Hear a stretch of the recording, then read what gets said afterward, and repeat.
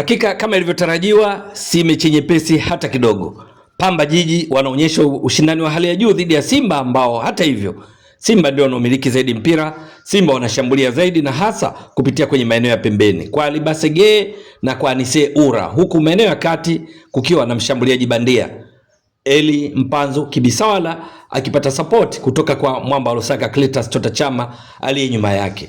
Sasa mpaka dakika hii tayari Simba wanaongoza kwa mabao 2-0. Bao la kwanza likifungwa na mwamba wa Lusaka baada ya Libasege kupiga free kick ambayo ilikuwa na utata kwa golikipa Eric Johora wa Pamba Jiji, na matokeo yake katika papatu piga ni kupige, Chama akaweka mpira wavuni. Lakini hiyo haitoshi. Hiyo ilikuwa ni dakika ya 18 wakati Simba wakifunga bao la utangulizi.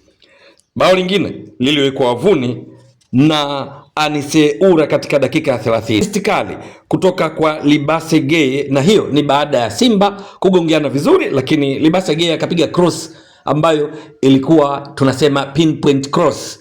Anise Ura kaiweka wavuni kwa kichwa na kuifanya Simba iongoze mabao 2-0. Lakini kuelekea mapumziko katika dakika 40, kiungo wa Simba, kiungo wa kimataifa kutoka Nigeria, Ibrahim Jabbar anapewa kadi nyekundu, na hii ni baada ya kumpiga mtu kipeps. Marejeo ya picha za video yaliyotokana na benchi la ufundi la Pamba kuomba mwamuzi afanye hivyo, yakabaini kwamba alifanya kosa hilo na hivyo akapata kadi nyekundu ya moja kwa moja. Kwa hiyo Simba wakawa wakicheza pungufu kuelekea mapumziko kabisa, dakika 45 plus kukawa na tukio lingine. Safari hii beki wakati wa Simba Ismail Olivier Toure katika harakati za kuokoa alionekana kuunawa mpira. Pamba kwa mara nyingine tena benchi la ufundi likaomba kufanywa marejeo. Mwamuzi alipoangalia akagundua ni kweli kulikuwa na mkono na mpira, lakini ni mpira ndio uliofuata mkono kwa mujibu wa mwamuzi, na sio kwamba Ismail Olivier Toure alipania kuunawa mpira huu, na hivyo Simba wakanusurika kwa madai ya mkwaju wa penalty kutoka kwa wachezaji wa Pamba, kwa sababu tukio hilo lilikuwa ni ndani ya eneo la penalty. Sasa ni mapumziko. Simba wanaongoza mabao 2-0. Kilichobaki ni kutaka kuona vijana wa kocha Francis Baraza wa Pamba Jiji wakiwa nyuma kwa mabao 2-0 watatumia vipi faida ya kuwa na idadi kubwa ya wachezaji uwanjani, kwa maana wachezaji kamili 11 dhidi ya Simba ambao wamepungua hivi sasa wako 10, lakini Simba wangali wakiongoza mabao 2-0. Itakuwa vipi?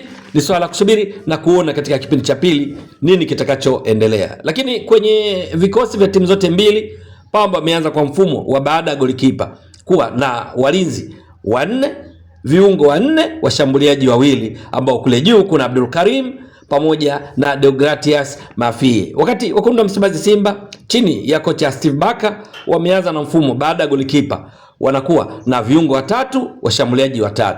Wale washambuliaji 3 wanaongozwa na mshambuliaji bandia ambaye ni Eli Mpanzu Kibisawala.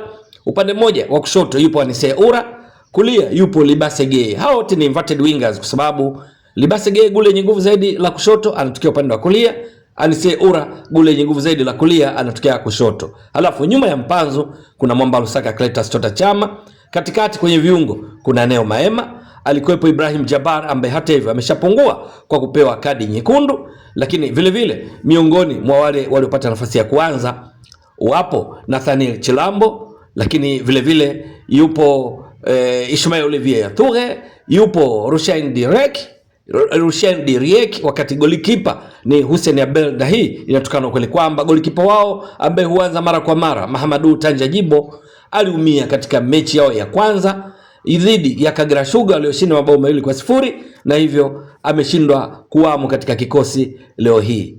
Simba Steve Barker dhidi ya Francis Baraza wa wenyeji Pamba Jiji. Itakuwa vipi katika kipindi cha pili? Maana kwenye mechi iliyopita kwenye uwanja huu kwenye ligi kuu Tanzania bara msimu 2025-26 iliisha kwa sare ya 1-1. Waliotangulia kufunga walikuwa ni Simba, mfungaji akiwa miongoni mwa wafungaji wa leo hii Anise Ura akifunga bao hilo kutokana na assist kutoka kwa Eli Mpanzu Kibisawala, na Pamba wakasawazisha kupitia kwa James Mwashinga kupitia free kick aliyopiga James Mwashinga.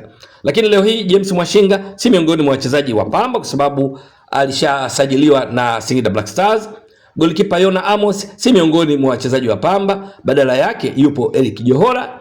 lakini vile vile Kevin Nation, kiungo wa Pamba, si miongoni mwa wachezaji wa Pamba, yupo miongoni mwa wachezaji wa Simba, maana alisajiliwa na Simba. Tusubiri kuona katika kipindi cha pili Pamba wataingia vipi wakiwa na faida ya kuwa na idadi kubwa uwanjani kuliko Simba, lakini Simba wakiwa pungufu lakini wangali wakimiliki zaidi mpira. Na mechi iliyopita walioshinda dhidi ya Kagera Sugar pia walimaliza pungufu, lakini wakashinda kwa mabao 2-0, na bao la pili walilifunga baada ya kadi nyekundu aliyoipata David Kameta Duchu. Leo itakuwa vipi?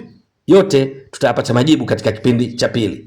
Mtazamaji wa Mbwaduke Stats Sport Next Level, endelea kuunga mkono channel hii kwa kuhakikisha kwamba una subscribe, una share, una like na kucomment. Mwasilishaji wako ni mimi Ramadhani Mbwaduke almaarufu kama Mzee wa Data. Shukran jazilan. Bye bye.